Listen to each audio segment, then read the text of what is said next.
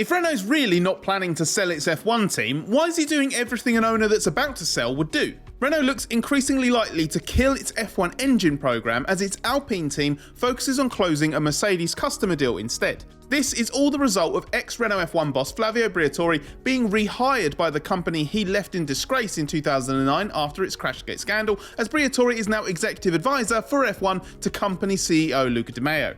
That means Briatore is now de facto in charge again, even though it has yet another new team principal in the form of Oliver Oakes, who replaces Bruno Famin, but we'll get to that later. Let's get up to speed with what Briatore set in motion. Steps have been taken to abandon the Renault F1 engine project, although it won't be completely official for a while longer. That's because of the protracted timeline for agreeing all the details of a Mercedes deal and concluding all the associated discussions around shutting down the F1 engine that is designed and built in Alpine's Viry-Châtillon facility in France. While Briatore has been gung-ho with his pursuit of the Mercedes deal, Renault needs to seriously evaluate the consequences of abandoning its F1 engine program and do things by the book in France. That means that, at least officially, no final decision has been made or at least confirmed internally. Instead, there's a study ongoing about a possible transformation of the Viry facility to determine how personnel and resources could be redirected to benefit the Alpine brand. It's still a work in progress, but the bottom line is that Renault willingly forfeiting full works team status is now a matter of when, not if, and this supposed strategy is one of the key reasons we think Renault will eventually sell. Renault's intention to close down its engine program is an unusual one.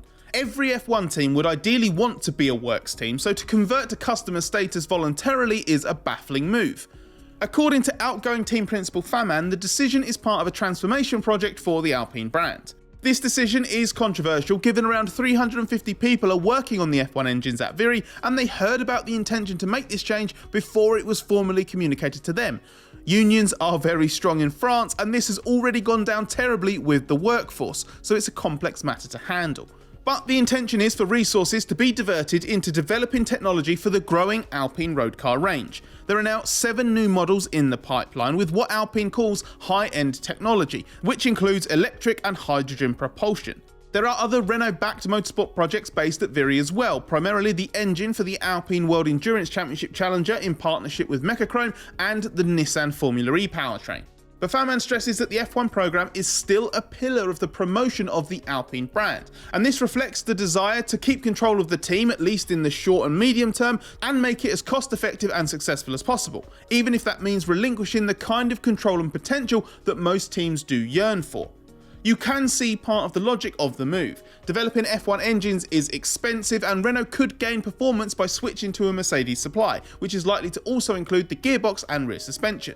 It could be easier to justify the expenditure by closing the engine program, which costs in excess of 100 million euros a year, and just commit to a known spend of around 17 million euros for a customer engine. That allows the F1 team to be more self-sustaining, but it also limits the ultimate potential of Alpine in F1. Even if it was always miles away from getting the most out of being a full works team, it still could theoretically have beaten everybody if Alpine did the best job on the team and engine side. But when this deal comes off, there will always be at least one team with a better situation, the Mercedes works team, and 2 other customers with the same exact engine potential in McLaren and Williams. Everyone involved in Alpine is adamant that the team is not for sale. Di Maio has said it, the staff at its Enstone base were promised that recently, and doubtless any potential buyer would be told it's not available. Yet every move that's being made points in that direction, making it difficult to escape the conclusion that this is the likely endgame. It's not imminent, but it could be that Renault sees 2026 as the last throw of the dice before selling it off. There are several reasons for thinking this. The first is the return of Briatore as de facto team boss. He's a dealmaker extraordinaire, one of the greatest to have operated in the F1 arena, and he is the perfect man for this job. Di Maio appointed him, and Briatore has driven the closure of the F1 engine project, which, as we've said, simplifies the setup of the team and would make any such sale much more straightforward. Famin's effective admission that F1 is no longer as high a priority as the Alpine road car projects also points to this. F1 might still be a valuable promotional tool, but the technology isn't part of that. The high value of the team also plays a role in its future. Forbes last year valued it at $1.4 billion, which could yield a huge return if Renault sold off its remaining 76% stake in that F1 team. With a new range of road cars to develop, that capital sum could be deployed very effectively through Alpine. And while it would lose the promotional value of F1, in recent times the team has generally only produced negative headlines and reflected badly on both Alpine and Renault. But it's not in Alpine's interest to admit it wants to offload this asset in what is a seller's market. There's plenty of potential buyers out there, as De Maio himself has admitted there have been plenty of approaches. Andretti's not seemed interested in buying the team to facilitate its arrival with the General Motors Cadillac brand in 2026, but there are plenty of interested parties circling. It's worth noting that new team boss Oliver Oakes headed up the high-tech Grand Prix project that wasn't granted a place on the grid by the FIA's recent new team application process. High-tech, which until 2022 Dimitri Mazepin's Uralkali had a stake in, is an ambitious operation and could see acquiring the team as a way onto the grid. Data is at the heart of truly understanding performance in F1 in 2024, and so protecting that data is also absolutely vital.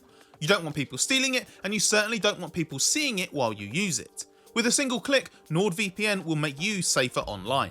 As well as being able to catch up on all your favourite motorsport wherever you are in the world, NordVPN's Threat Protection Pro feature will give you advanced protection from malware and online threats. Clicking a link, Threat Protection Pro blocks websites that are fake, malicious, or used for phishing, fraud, or scams. Annoyed by pop-ups constantly flooding your screen, Threat Protection Pro also blocks ads for a smooth browsing experience. NordVPN's Dark Web Monitor feature will also continually scan hacker hangouts and alert you immediately if your details are put up for sale online. Speed is of the essence in F1, and NordVPN won't let you down there either, so you can be on pole position when streaming your favourite shows while staying safe from online threats, censorship and surveillance. Get NordVPN on a 2-year plan plus 4 months extra at nordvpn.com/racevpn.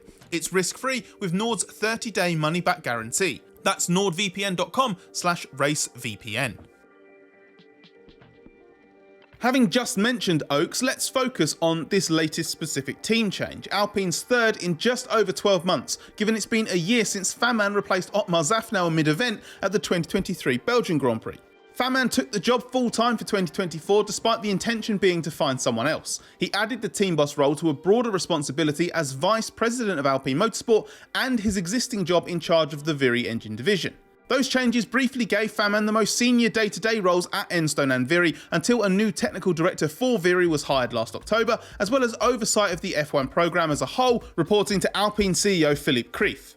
Faman's tenure at the head of the engine division included the massive overhaul of its power unit for 2022. That cut some of its deficit, but still left it around 30 brake horsepower down on rivals, and as we've covered, the ongoing disappointment of the Renault V6 Turbo Hybrid project is set to result in it being abandoned. So that's not great. And since he became team principal, Alpine has dropped in competitiveness, fallen to 8th in the World Championship, lost its most senior technical staff, and completed a significant structural revamp. Again, not great. Faman's had seniority across the board for Renault's works team and has failed to integrate the two sides, while the programme is weaker as a whole than 12 months ago. It reflects poorly on him on the surface, but the bigger problem is Renault CEO De Maio, whose half-baked F1 programme has suffered for a high turnover of senior management and ultimately a lack of commitment. Now Oakes will take over as team principal as Faman moves back to a full-time role at the brand's Viry base in France, nobly stepping up to assist with the turmoil that the Briatore and De Maio decisions are causing. Oakes has been announced while Alpine still has a driver spot to fill for 2025, but that is likely to be a decision made above him, partly because he's only just arriving, but also because of Briatore's influence. Jack Doohan, whose management is indirectly linked to Briatore, is believed to be the favourite now that number 1 target Carlos Sainz has committed to Williams instead. Briatore's arrival always seemed to spell trouble for Faman because it was clear he would have significant influence on De Maio's decision making. Though Faman said they would work closely together and Faman was the one with actual F1 team job titles, Briatore had de facto seniority where it counted most. And the fact Briatore has even been quoted in Oakes' official announcement shows he's much more than just a background advisory figure. Faman has strongly hinted at this in an interview with F1's official podcast, in which he insisted he has no problems with Briatore, but admitted Briatore has his own way, his own goal, his own everything, and they didn't have the same approach.